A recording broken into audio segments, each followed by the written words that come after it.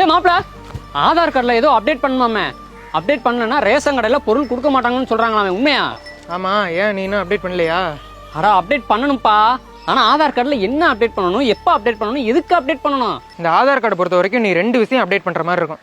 ஒன்று வந்து உன்னுடைய ஃபைல் அப்லோட்னு சொல்லுவாங்க. அதாவது உன்னுடைய ஐடி ப்ரூஃபுக்கு ஒரு ஃபைலும் அட்ரஸ் ப்ரூஃபுக்கு ஒரு ஃபைலும், இந்த மொத்தம் 2 ஃபைல் நீ அப்லோட் பண்ணணும். இதையுமே வர செப்டம்பர் 14ஆம் தேதிக்குள்ளே அப்டேட் பண்ணியிருக்குன்னு சொல்லியிருக்காங்க. அப்போ செப்டம்பர் 14க்குள்ளே நானும் ஆதார் கார்டில் அப்டேட் பண்ணணுமா? ஆமாம், யார் யாரெல்லாம் அப்லோட் பண்ணணும், யார் யாரெல்லாம் பண்ண தேவையில்லை அப்படிங்கிறதையும் ஆன்லைன்லேயே நம்ம கண்டுபிடிச்சிக்கலாம். அது எப்படி பார்க்குறதுன்னா, myAadhar.uidai.gov.in அப்படிங்கிற வெப்சைட்டில் போய் கீழே வந்து செக் ஆதார் வேலிடிட்டி அப்படிங்கிற ஆப்ஷன் இருக்கும். அதை கிளிக் பண்ணோம்னா enter Aadhaar number captcha code அப்படின்னு சொல்லி கேட்டிருக்கோம்.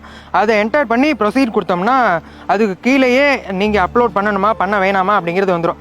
அதாவது this Aadhaar number recruit documents அப்படின்னு கேட்டிருந்ததுன்னா நீங்கள் அப்லோட் பண்ணணும். ஒருவேளை அப்படி கேட்கல அப்படின்னா நீங்கள் அப்லோட் பண்ண தேவையில்லை. இப்போ எனக்கு வந்து அந்த டாக்குமெண்ட்டை அப்டேட் பண்ணுங்க அப்படின்னு சொல்லி காட்டுதுன்னு வச்சுப்போம். அப்படி காட்டுச்சுன்னா டாக்குமெண்ட் எப்படி அப்டேட் பண்ணுறது? அது இந்த வெப்சைட்லேயே நம்ம பண்ணிக்கலாம். இதே மை ஆதார் வெப்சைட்டில் ஹோம் பேஜுக்கு வந்தோம்னா அதில் வந்து மேலேயே டாக்குமெண்ட் அப்டேட் அப்படின்னு சொல்லி ஒரு ஆப்ஷன் இருக்கும். அது கீழே வந்து செப்டம்பர் 14 தான் லாஸ்ட் டேட்டு. அதாவது அது எது கொடுத்துருக்காங்கன்னா, அந்த செப்டம்பர் 14க்குள்ளே நம்ம அப்லோட் பண்ணோம்னா எந்த ஒரு சார்ஜுமே கிடையாது, ஃப்ரீ தான். இதுவே அதுக்கு அப்புறமேட்டுக்கு அப்லோட் பண்ணுற மாதிரி இருந்தால் அதுக்கு ஒரு சார்ஜ் பிடிப்பாங்க. இப்போ அந்த டாக்குமெண்ட் அப்டேட் அப்படிங்கிற ஆப்ஷனை கிளிக் பண்ணோம்னா அடுத்த பேஜில் சப்மிட் அப்படின்னு சொல்லி கேட்கும். அதை கிளிக் பண்ணி உள்ளே போனோம்னா enter Aadhaar number captcha code அப்படின்னு சொல்லி கேட்கும். அதை நம்ம என்டர் பண்ணோம்னா நம்மளுடைய மொபைல் நம்பருக்கு வந்து ஓடிபி வரும். அந்த ஓடிபி அதில் என்டர் பண்ணி லாகின் அப்படிங்கிற கொடுத்தோம்னா உள்ள நெக்ஸ்ட் அப்படின்னு சொல்லி கேட்கும். அதுக்கப்புறமேட்டுக்கு மறுபடியும் நெக்ஸ்ட்டுன்னு கேட்கும். அந்த 2 நெக்ஸ்ட்டையும் நம்ம கொடுத்ததுக்கப்புறமேட்டுக்கு செக் த டீட்டெயில்ஸ் அப்படின்னு சொல்லிட்டு ஒரு டீட்டெயில்ஸ் காட்டும். நெக்ஸ்ட்டு கொடுத்தோம்னா அதில் நம்மளுடைய டீட்டெயில்ஸ் எல்லாமே வரும். அந்த டீட்டெயில்ஸ் எல்லாமே கரெக்டாக நம்ம செக் பண்ணி பார்த்துட்டு கீழே வந்து ஒரு ரவுண்டு இருக்கும். அதை வந்து நம்மளுடைய டீட்டெயில்ஸ் எல்லாமே வெரிஃபை பண்ணியாச்சா அப்படின்னு சொல்லி கேட்டிருக்கோம். கரெக்டு தானான்னு கேட்கும். அதை வந்து கரெக்டாக இருந்ததுன்னா அந்த பாக்ஸை கிளிக் பண்ணிட்டு நெக்ஸ்ட் ஆப்ஷன் கொடுத்தோம்னா அப்லோட் டாக்குமெண்ட்ஸ் அப்படிங்கிற பேஜுக்குள்ளே போகும். அதில் வந்து ஐடி ப்ரூஃபுக்கு ஒரு டாக்குமெண்ட்டு, அது போக அட்ரஸ் ப்ரூஃபுக்கு ஒரு டாக்குமெண்ட்டு. இந்த ரெண்டுமே வந்து நம்ம நார்மலாக கொடுக்குறது வந்து ஆதார் கார்டை தான் கொடுப்போம் எல்லாத்துக்குமே, ஐடி ப்ரூஃபுக்கும் அட்ரஸ் ப்ரூஃபுக்கும். ஆனால் அது இல்லாமல் வேறு சில டாக்குமெண்ட்ஸ் கேட்டிருப்பாங்க. அதாவது நம்மளுடைய மார்க் ஷீட்டாக இருக்கலாம், அல்லது பேன் கார்டாக இருக்கலாம். இந்த மாதிரி டாக்குமெண்ட்ஸை அங்கே அப்லோட் பண்ணணும். அப்புறம் முக்கியமாக அந்த ஃபைல் எல்லாமே 2 MB சைஸில் தான் நம்ம அப்லோட் பண்ணுற மாதிரி இருக்கும், PDF ஃபார்மெட்டில். அதுக்கப்புறமேட்டுக்கு அந்த மாதிரி அப்லோட் பண்ணதுக்கப்புறம் கீழே நெக்ஸ்ட் அப்படிங்கிற ஆப்ஷன் இருக்கும். அதை கிளிக் பண்ணோம்னா அடுத்து சப்மிட்னு கேட்கும். அதை சப்மிட் கொடுத்தோம்னா சப்மிட் ஆயிரும். அதே மாதிரி இந்த பேஜ் சொன்னேன்ல, UIDAயோட ஹோம் பேஜ்லேயே கீழே வந்து உன்னுடைய அப்டேட் எல்லாமே காமிக்கும். அதை நீ செக் பண்ணிக்கலாம். அப்போ ஆதார் கார்டில் இந்த ஐடி ப்ரூஃபு அட்ரஸ் ஃபுல்லாக அப்டேட் பண்ணுறதுக்கு செப்டம்பர் 14க்குள்ளே அப்டேட் பண்ணணும். அப்போ தான் ஃப்ரீ. அதுக்கப்புறம் அப்டேட் பண்ணால் காசு கேட்பாங்கன்னு சொல்கிறேன். சரி, ஆதார் கார்டில் இன்னொன்று ஏதோ அப்டேட் பண்ணணும்னு சொன்னீங்க, அது என்னது? இப்போ வந்து உன்னுடைய ஆதார் கார்டில் ஃபோட்டோ அப்டேட் பண்ணுறது, அதுக்கப்புறமேட்டு இந்த கைரேகைலாம் சேஞ்ச் பண்ணுறது. கைரேகைலாம் இப்போ மாறி இருக்கும், சின்ன வயசில் நீ வச்சிருப்ப. அதனால தான் ஒரு சில பிரச்சனை வருது. இப்போ ரேஷன் கடைக்கு போகிற அப்படின்னா கைரேகை வச்சு தான் எல்லாமே இப்போ பொருள்லாம் வாங்குற மாதிரி இருக்குது. அப்படி வாங்கும்போது சின்ன வயசு கைரேகை இப்போ மேட்சாக கூட போகலாம். அதனால் ஒரு சில சிக்கல் வருது. அதுக்கு தான் கவர்மெண்ட்லேயே சொல்லியிருக்காங்க. அதாவது ஆதார் கார்டை 10 வருஷத்துக்கு ஒருக்க நீ அப்டேட் பண்ணிக்கணும். ஃபோட்டோ அப்டேட்டு, ரேகா அப்டேட்டு, இந்த மாதிரி விஷயங்கள்லாம் நீ அப்டேட் பண்ணிக்கணும்னு சொல்லியிருக்காங்க. இதுக்கு தான் ஆதார் கார்டை அப்டேட் பண்ண சொல்கிறாங்களா? நான் வேறு ஆதார் கார்டு வாங்கி 10 வருஷத்துக்கு மேலே தான் ஆச்சியா. அப்போ நீ சொன்ன மாதிரி கைரேகைலாம் அப்டேட் பண்ணிடுறேன். அப்புறம் இந்த பேரை 2 தடவை மாற்றிட்டேன். அப்பயும் தப்பாக தான் போட்டு வச்சுருக்காங்க, இன்சியல் கூட போடல. எதுக்கும் நான் பேரையும் ஒரு தடவை மாற்றிடுறேன். ஆமாம், ஆதார் கார்டெலாம் பேரை 2 தடவைக்கு மேலே மாற்ற முடியாது. என்னையா சொல்கிற? ஆமையா, இப்போ பேருங்கிறது 2 தடவை தான் மாற்ற முடியும். இதுவே டேட் ஆஃப் பர்த்து உன்னுடைய ஜெண்டர் மாற்றுறதா இருந்தால் 1 தடவை தான் மாற்ற முடியும், அதுக்கு மேலே மாற்ற முடியாது.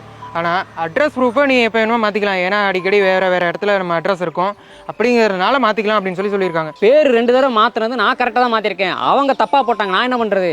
இப்போ இதுக்கு மேலே மாற்றணும்னா என்ன பண்ணுறது? மாற்றலாயா, இப்படி 3ஆவது தடவை மாற்றணும்னா நம்ம ரீஜியனுக்குன்னு சொல்லி UIDA ஆஃபீஸ் இருக்கும். அந்த ஆஃபீஸில் போய் செல்ஃப் டிக்ளரேஷன் ஃபார்ம்னு சொல்லியிருக்கோம்.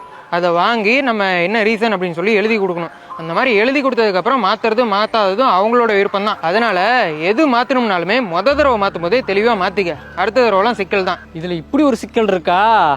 சரி, நான் பெரிய ஆளு, ஓகே. என் குழந்தைய ஸ்கூலில் சேர்க்க போகிறேன், அவனுக்கு கூட ஆதார் கார்டு கேட்குறாங்க. குழந்தைங்க கூட ஆதார் கார்டு இருக்கா என்ன? இருக்குமாம்மா, அது வந்து ப்ளூ ஆதார் கார்டுன்னு சொல்கிறாங்க. இந்த ப்ளூ ஆதார் கார்டு அப்படிங்கிறது 5 வயசு கீழே இருக்கக்கூடிய குழந்தைங்களுக்கு வாங்கணும். அவங்க வந்து இப்போ நம்மளாம் ஆதார் கார்டு வாங்கும்போது இந்த கருவிழி, கைரேகை இதெல்லாம் வைக்க சொல்கிறாங்க. ஆனால் குழந்தைங்களுக்கு அப்படிலாம் வைக்க முடியாது. அதுக்கு என்ன பண்ணுவாங்கன்னா, பேரண்ட்டோடைய இந்த ஆதார் கார்டு இருக்குல்ல, அதை வச்சு அதுக்கப்புறமேட்டு குழந்தையோட அந்த ஃபோட்டோ இதை கொடுத்தோம்னா அவங்களுக்கு ஒரு UID நம்பர் க்ரியேட் பண்ணி கொடுத்துட்றாங்க. அது மூலமாக அவங்களுக்கு ப்ளூ ஆதார் கார்டு வாங்கிக்கலாம். சரி, குழந்தைங்களுக்கு ப்ளூ ஆதார் கார்டு வாங்கியாச்சு, அப்போ அவங்களுக்கு கைரேகை கருவிலாம் எப்போ அப்டேட் பண்ணுறது? அது எல்லாமே 5 வயசு கம்ப்ளீட் ஆனதுக்கு அப்புறமேட்டுக்கு அப்டேட் பண்ணிக்கலாம். இது எதுக்கு கேட்குறாங்கன்னா மேஜரா, இப்போ குழந்தைய ஸ்கூல் சேர்க்குறோம் அப்படின்னா அதுக்கு யூஸ் ஆகும். இதே குழந்தைக்கு ஏதாச்சும் நலத்திட்டம் இப்போ கவர்மெண்ட்லாம் ஸ்கீம் கொண்டு வராங்க, அந்த மாதிரி ஸ்கீமுக்கு, தடுப்பூசி போடுறதுக்கு, இப்போ எங்கேனாச்சும் ட்ராவல் பண்ணுற அப்படின்னா நமக்கெல்லாம் ஆதார் கார்டு இருக்குது, குழந்தைங்களுக்கு அந்த ப்ளூ ஆதார் கார்டு அப்படிங்கிற ஒரு விஷயம் அதுக்கு தான் கொண்டு வந்திருக்காங்க. எனக்கு ஆதார் கார்டு வாங்கினதுக்கே அந்த காலத்தில் அலையோ நனைஞ்சேன், இதில் என் குழந்தைக்கு ஆதார் கார்டு வாங்குறதுக்கும் படாதபாடு படணுமா? பெருசாக ஒன்றும் இல்லைம்மா, இப்போ ஆதார் மையம் இருக்குல்ல, அங்கே போயிட்டு குழந்தையோட பர்த் சர்டிஃபிகேட், அதுக்கப்புறம் அந்த பேரண்ட்டோடைய ஆதார் கார்டு, ரேஷன் கார்டு, குழந்தையோட ஃபோட்டோ இதெல்லாம் கொண்டு போயிட்டு அவங்க ஒரு ஃபார்ம் தருவாங்க. அந்த ஃபார்மை ஃபில் பண்ணி இதெல்லாம் அட்டாச் பண்ணி அவங்கள்ட்ட கொடுத்தா போதும், 60 நாளில் ஆதார் கார்டு எடுத்து கொடுத்துருவாங்க. இந்த மாதிரி அப்ளை பண்ணதுக்கு அப்புறமேட்டுக்கு அக்னாலஜ்மெண்ட் நம்பர் அப்படின்னு சொல்லி ஒரு நம்பர் கொடுத்துருவாங்க. அந்த நம்பர் எதுக்குன்னா இந்த மாதிரி அப்ளை ப்ராசஸ் என்ன ப்ராசஸில் இருக்குது அப்படிங்கிற ஸ்டேட்டஸ் தெரிஞ்சுக்கிறது. இதையுமே அந்த நம்பர் போட்டு வெப்சைட்லேயே தெரிஞ்சுக்கலாம். சரி, நீ சொல்கிற மாதிரி என் குழந்தைக்கும் ப்ளூ ஆதார் கார்டு அப்ளை பண்ணுறேன்னு வச்சுப்போம், அதில் ஏதாவது டவுட்ஸ் வந்துச்சுன்னா நான் யாரை போய் கேட்குறது? உடனே திரும்ப வந்து கேட்டுருக்க முடியுமா? யோ, ஆதார் கார்டு சம்மந்தமாக எந்த ஒரு டவுட் இருந்தாலுமே 1947 அப்படின்னு சொல்லி ஒரு டோல் ஃப்ரீ நம்பர் இருக்குது. அந்த நம்பருக்கு கால் பண்ணி கேட்டனா தமிழ்லேயே தான் சொல்லுவாங்க. நானே அதுக்கு கால் பண்ணி கேட்டு தான் ஒன்றை இவ்வளோ நேரம் பேசிக்கிட்டு இருக்கேன். அப்போ இந்த ஆதார் கார்டு அப்ளை பண்ணுறது, குழந்தைக்கு ஆதார் கார்டு எடுக்கிறது, ஆதார் கார்டு டவுன்லோட் பண்ணுறது, இந்த நீ சொன்ன மாதிரி ஆதார் கார்டில் கைரேகை அப்டேட் பண்ணுறது, ஃபோட்டோ அப்டேட் பண்ணுறது, இது சம்மந்தமாக என்ன டவுட்ஸ் இருந்தாலும் இந்த நம்பருக்கு ஃபோன் போட்டு கேட்டுக்கலாம்னு சொல்கிறேன். ஆமையா, அதை முதல்ல போய் பண்ணு போ.